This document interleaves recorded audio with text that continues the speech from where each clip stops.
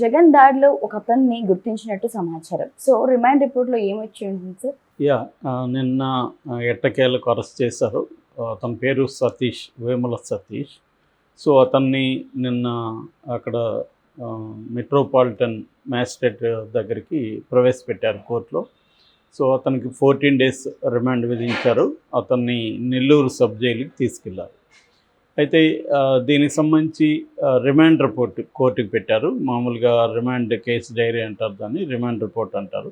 అంటే అరెస్ట్ చేయకముందు ఒక కేసు నమోదు చేసిన వెంటనే ముందుగా ఎఫ్ఐఆర్ చేస్తారు. దాని తర్వాత ప్రాథమిక సాక్ష్యాధారాలను బట్టి వ్యక్తులను తీసుకొని వాళ్ళని విచారిస్తారు. వాళ్ళ దగ్గర కన్ఫెషన్ స్టేట్మెంట్ తీసుకుంటారు.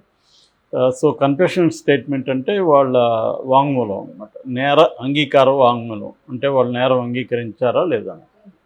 సో దాన్ని బట్టి వాళ్ళ మీద సెక్షన్స్ అవన్నీ కూడా ఆల్రెడీ ఎఫ్ఐఆర్లో ఉంటాయి కాబట్టి దీని అంతా పెట్టుకొని బేసిక్గా ఇప్పటివరకు ఏం జరిగింది, ఎలాంటి ఎంక్వైరీ చేశాము, ఇతను విచారిస్తే ఏం విషయాలు తెలిసాయి, ఇవన్నీ కూడా కోర్టుకి సబ్మిట్ చేయాలి. ఈ రిమాండ్ రిపోర్ట్ ఆధారంగానే కోర్టు ఇతనికి బెయిల్ ఇవ్వాలా, లేకపోతే జ్యుడిషియల్ కస్టడీకి ఇవ్వాలా, లేదా పోలీస్ కస్టడీ అడిగితే పోలీస్ కస్టడీకి ఇవ్వాలా, ఇవన్నీ కూడా కోర్టు నిర్ధారిస్తుంది. సో వీళ్ళు ఇప్పటికైతే ఇంకా కస్టడీకి వేయలేదు. కస్టడీ పిటిషన్ అంటారు, కస్టడీ పిటిషన్ అయితే నిన్న వేయలేదు. ఓన్లీ ఇతన్ని జ్యుడిషియల్ కస్టడీకి పెట్టమని రికమెండ్ చేశారు. ఈ క్రమంలో అందులో ఏముంది అన్నప్పుడు ఇతను వేముల సతీష్, అరౌండ్ 19 ఇయర్స్. ఇతను A2 ప్రేరేపణతో, A2 అనేది ఇక్కడ ఎవరి పేరు చెప్పలేదు, ఇంకా A2 ప్రేరేపణతో ఇతను జగన్ని చంపాలనే ఇంటెన్షన్తోనే ఒక సిమెంట్ బ్లాక్, రాయి, దాన్ని బాగా షార్ప్గా ఉంది, దాన్ని ముందుగా జోబీలో వేసుకొని 8 గంటల 10 నిమిషాల ఆ ప్రాంతంలోకి వెళ్ళి అతను ప్లాన్డ్గానే చేశాడు, అటాక్ చేశాడు అనేది వాళ్ళు చెప్పారు. అందుకని 120B ఐపీసీ అండ్ 307 ఐపీసీ ఈ 2 సెక్షన్లు పెట్టారు. మామూలుగా కాగ్నిజబుల్ అఫెన్స్ అంటే నాన్ బెయిలబుల్ అఫెన్స్, 3 ఏళ్లకు పైన శిక్ష ఒక కేసులో ఉంటే దాన్ని కాగ్నిజబుల్ అఫెన్స్ అంటారు. సో అటువంటి సెక్షన్లు దీంట్లో ఉన్నాయి. 120B అంటే క్రిమినల్ కాన్స్పిరసీ, అంటే ఒక కుట్రపూరితంగా చేశాడు, ఇతను ప్లాన్డ్గా కుట్రపూరితంగా చేశాడు. అట్లాగే 307 అంటే హత్య చేసే ఉద్దేశంతోనే చేశాడు. ఇది హత్యాయత్నమే, ఎందుకంటే తగులుంటే ఆల్రెడీ తగిలిన ఆయనకి అది వేరే చోట సెన్సిటివ్ పార్ట్లో తగిలింటే చనిపోయే అవకాశం కూడా, కన్ను మీద తన్న కన్ను పోయేది, ఇటువంటి ఏరియాలో బ్రెయిన్కి అది పడితే అది డెత్ కూడా దారితీసే అవకాశం ఉంది. సో రెండోది ఇద్దరికి తగిలింది, అది జగన్ అండ్ వెల్లంపల్లి శ్రీనివాస్, ఆయనకైతే కంటి దగ్గరే తగిలింది. సో ఇతను అనేది వాళ్ళు చెప్పారు. అట్లాగే దీని అతను బ్యాక్గ్రౌండ్ ఏంటి, అతను ఎవరు, ఈ డీటెయిల్స్ కూడా దాంట్లో చెప్పారు. అంటే క్లియర్గా జగన్ని చంపే ఉద్దేశంతోనే, అంటే మోటివ్ చంపే ఉద్దేశంతోనే ఈ కుట్రపూరితంగా ముందుగానే ప్లాన్డ్గా రాయి తీసుకొని వచ్చి చేశారు అనేది చెప్పారు. 14 రోజులు రిమాండ్కి ఇచ్చారు. అయితే ఈ కాంటెక్స్ట్లో ఇతని తరపున, సతీష్ తరపున సలీం, అబ్దుల్ సలీం అని ఒక అడ్వకేట్ వాదించారు. ఆయన కూడా మీడియాతో మాట్లాడారు. ఆయన గతంలో కూడా కోడికత్తి కేసు అని పిలుస్తున్న సీను ఎవరైతే ఉన్నారో అతని తరపున కూడా అతను వాదించాడు గతంలో. సో అతని ఆర్గ్యుమెంట్ ఏంటంటే ఇతనికి జగన్కి ఏ రకమైన ఆస్తి గొడవలు ఇంకోటి లేవు. సో అతనికి చంపాల్సిన ఇంటెన్షన్ ఎందుకు ఉంటుంది, అవసరం ఎందుకు ఉంటుంది, కాబట్టి 307 పెట్టడం కరెక్ట్ కాదు. అతను మామూలుగా రాయి విసురుండొచ్చు, కానీ చంపే ఉద్దేశం కానీ ఏమీ లేదు అనేది ఆర్గ్యూ చేశాడు. ఆ ఆర్గ్యుమెంట్తో కోర్టు కన్విన్స్ కాలేదు. ఎందుకంటే అది వెపన్గానే కోర్టు పరిగణిస్తుంది. ఎందుకంటే అది బాగా షార్ప్గా ఉండే ఒక స్టోను, దాంతో కొట్టినప్పుడు చనిపోతారు మనిషి. అది ఆ అబ్బాయికి తెలీదా, అతనికి 19 ఏళ్ళు. సో ఒక మనిషి మీద నేను రాయేస్తున్నానంటే దాని నాకు హత్య చేయాలని లేకపోవచ్చు. ఒక్కోసారి ఏం జరుగుతుందంటే, ఇప్పుడు నేను నీ మీద రాయేస్తాను, నాకు హత్య చేయాలని ఉండదు, నేను గాయపరచాలని ఉంటుంది, కానీ ఆ రాయి హత్యకు కూడా దారి.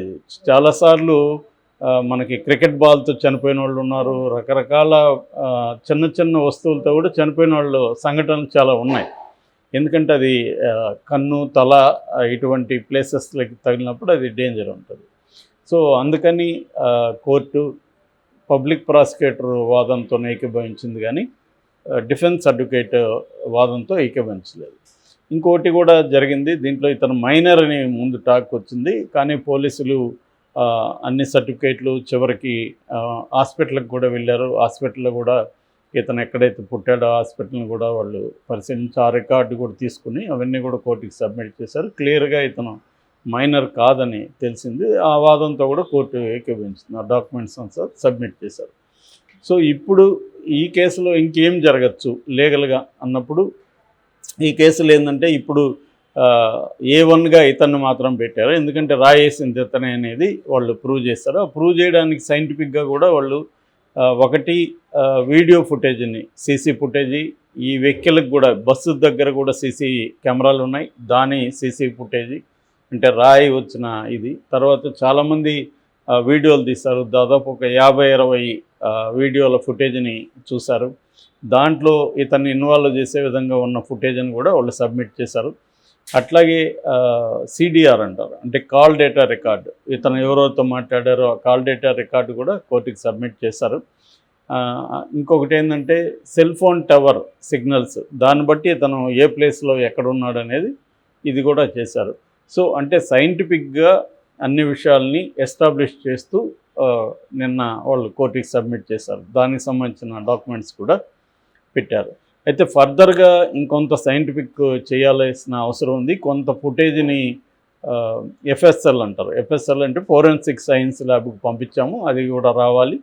సో ఇదంతా రావాలంటే ఇంకొంత మాకు టైం కావాలి, అందుకని ఇతన్ని జ్యుడిషియల్ కస్టడీకి పెట్టండి, బయట ఉంటే ఇతను ఇన్ఫ్లుయెన్స్ చేసే అవకాశం ఉంది, పారిపోయే అవకాశం ఉంది అనేది వీళ్ళు సబ్మిట్ చేశారు. ఇదంతా రొటీన్గా ఎనీ కేసులో, ఇట్లాంటి కేసుల్లో రొటీన్గా జరిగేదే, జగన్ అనే ప్రత్యేకంగా ఏం లేదు. ఎవరి మీద హత్యాయత్నం జరిగినా రొటీన్గా ఇదే ప్రాసెస్ జరుగుతుంది. సో ఆ ప్రాసెస్లో అతను జైలుకి వెళ్ళాడు. ఇప్పుడు నెక్స్ట్ ఏంటంటే A2 ఎవరు అనే చర్చ వస్తుంది. యాక్చువల్గా మొన్నటి వరకు వేమూరి దుర్గారావు పేరు వినిపించింది, అతను ఇతను ప్రోత్సహించాడని. ఇప్పుడేమో వేమూరి దుర్గారావు కొడుకే ఇతను అని చెప్తున్నారు, వేమూరి సతీష్. ఈ వేమూరి దుర్గారావు తెలుగుదేశంలో బాగా యాక్టివ్గా తిరుగుతున్నాడని, బోండా ఉమ్మకి సన్నిహితుడని చెప్తున్నారు. సాక్షిలో ఇతని ఫోటో, సతీష్ ఫోటో కూడా, అంటే బోండా ఉమ్మ పక్కన సతీష్ నిలబడి తీసుకున్న ఫోటో కూడా వేశారు. అది నిజంగానే ఫోటోనా లేకపోతే ఏమన్నా ఫోటోషాప్లో చేశారా అనేది కూడా ప్రూవ్ కావాల్సింది. ఏదేమైనా సాక్షులు వేశారు. కానీ మనం బోండా ఉమ్మ రియాక్షన్ చూస్తే సంథింగ్ ఫిష్ అని అయితే అనిపిస్తుంది. ఎందుకంటే ఫస్ట్ బోండా ఉమ్మ ఆ వీడియోలన్నీ ఇప్పుడు బయటకు వచ్చాయి. ఫస్ట్ ఏం చెప్తున్నాడంటే ఇది కావాలనే కోడికత్తి 2, ఇది కావాలనే రాయించుకున్నాడు జగన్ ఎలక్షన్లలో సింపతి కోసం అనేది బోండా ఉమ్మ చెప్పాడు. దాని తర్వాత ఏం మార్చాడంటే ఎవడో అక్కడ కుర్రాడు వేశాడు, వాడి ఇంటి పక్కన అన్న క్యాంటీన్ మూసేశారని కోపంతో వేశాడు అన్నాడు. దాని తర్వాత ఏమన్నాడు, వాడికి జెండా పట్టుకోవడానికి ఒక క్వార్టర్ బాటిల్ 300 రూపాయలు, వాళ్ళ మదర్కి ఒక 200 ఇస్తా ఉన్నారు, ఆ డబ్బులు ఇవ్వలేదు కాబట్టి వేశాడు అన్నాడు. సో దాని తర్వాత ఏమన్నాడు, నన్ను ఇరికిస్తూ ఉన్నారు, నన్ను కానీ ఏమన్నా ఇరికిస్తే మాత్రం నేను పోలీసులు అంతు చూస్తాను 4వ తేదీ తర్వాత అని కూడా బెదిరించాడు. అంటే ఇంత రియాక్ట్ అవ్వాల్సిన అవసరం ఉంది? అప్పటికీ వాళ్ళు ఎవరో చెప్పలేదు, వాళ్ళు ఎవరో తెలియకుండానే నన్నే ఇరికిస్తున్నారని ఇతను ఎందుకు అనుకున్నాడు అంటే అర్థమేంటి, వాళ్ళతో ఇతనికి సంబంధం ఉందని మనకు అర్థమవుతుంది. అంటే ఆ దుర్గా రావుతో ఇతను వేసాడా లేదనేది పక్కన పెడితే వాళ్ళ రియాక్షన్, చంద్రబాబు రియాక్ట్ అయ్యాడు, వరలరామయ్య రియాక్ట్ అయ్యాడు, చాలామంది తెలుగుదేశంలో కూడా బోండా ఉమ్మని ఇరికిస్తారని రియాక్ట్ అయ్యారు. ఎట్లా ఇరికిస్తారు? ఏదో ఒక లింక్ లేకుండా ఎందుకు ఇరికిస్తారు? సో ఆ లింక్ ఏంటి, దుర్గారావు అని అతను బోండా ఉమ్మ దగ్గర పనిచేస్తున్నాడు ఆఫీస్లో, అంతవరకు ఓకే. కానీ బోండా ఉమ్మ చెప్పితే పోయి దుర్గారావు వేశాడా లేదనేది ఎవరికి తెలియదు, అది ఉండొచ్చు ఉండకపోవచ్చు. కానీ మామూలుగా అయితే అతని మీద జగన్ని హత్యాయత్నం చేయాలనుకుంటే ఈ పద్ధతి అయితే ఎవరు ఎంచుకోరు, బుర్రన్నోడెవడు. ఎందుకంటే ఒక రాయేస్తే చనిపోతారని గ్యారంటీ లేదు కదా, అతనికి తగులుతుందనే గ్యారంటీ లేదు ఫస్ట్ ఆఫ్ ఆల్. ఎందుకంటే ఎక్కడో బస్సులో ఉన్నాడు, వీళ్ళు ఎక్కడో కింద ఉన్నారు, ఒక రాయేసి హత్య చేయడానికి రాయేసాడంటే నమ్మశక్యంగా లేదు. సో అంటే ఇందాక నేను లీగల్గా వేరే ఉంటాయి, ఇది నేను కామన్ సెన్స్తో చెప్తున్నాను. లీగల్గా నువ్వు హత్య చేయాలని వేసినా, కొట్టాలని వేసినా అది హత్యాయత్నం కిందకే వస్తుంది. ఎందుకంటే అతను తగిలి ఉంటే చనిపోతాడు కాబట్టి అది హత్యాయత్నం లీగల్గా. కానీ మనం పొలిటికల్గా ఆలోచించినప్పుడు ఒక ముఖ్యమంత్రి స్థాయిని రాయేసి చంపేద్దాం అని ఎవరన్నా అనుకుంటారంటే అది అంతకంటే మూర్ఖత్వం ఉండదు. కాబట్టి బోండా ఉమ చెప్పాడా అంటే హత్యాయత్నం అయితే కాకపోవచ్చు, కానీ ఒక రాయేసి గొడవ చేద్దామని ఏమైనా అనుకున్నాడా తెలియదు. అట్లా కూడా మామూలుగా తెలివి ఉండేవాళ్ళు ఎవరు అనుకోరు, ఎందుకంటే రాయేస్తే జగన్కి అడ్వాంటేజ్ కానీ వీళ్ళకేం అడ్వాంటేజ్ ఉండదు. లేదు ఇంకొక కారణం ఉండొచ్చు, ఇతనికి సీరియస్ గాయం అయితే బస్సు యాత్ర ఆగిపోతుంది, అది ఉపయోగం మనకని కూడా అనుకోని ఉండొచ్చు. ఎలక్షన్ వరకు ఇతను బస్సు యాత్ర క్యాంపెయిన్లో పాల్గొనకపోతే జగన్ మనకి వెళ్ళిపోతుంది అనే మోటివ్తో చేసుండొచ్చు. ఎందుకంటే అక్కడ పాజిబిలిటీ ఉంది, ఎందుకంటే జగన్కి బ్రహ్మాండమైన మైలేజ్ వస్తుంది, మేమంతా సిద్ధంతో. ఒకవేళ జగన్ కానీ మనం కంటైన్ చేసేసి ఎలక్షన్ వరకు పోనీయకుండా హాస్పిటలైజ్ చేయగలిగితే మనకు మా అడ్వాంటేజ్ వస్తుంది అనేది కూడా అనుకొని ఉండొచ్చు. అప్పుడు ఇతనే ఎంచుకున్నాడని పుకార్లు పుట్టించవచ్చు అనే ఏమన్నా అనుకుని ఉంటే ఆ పాజిబిలిటీ ఉంది. అది జరిగిందా లేదని చెప్పలేము. ఏదేమైనా ఇప్పటికైతే బోండా ఉమాని కానీ ఎవరిని కానీ పెట్టలేదు కేసులు.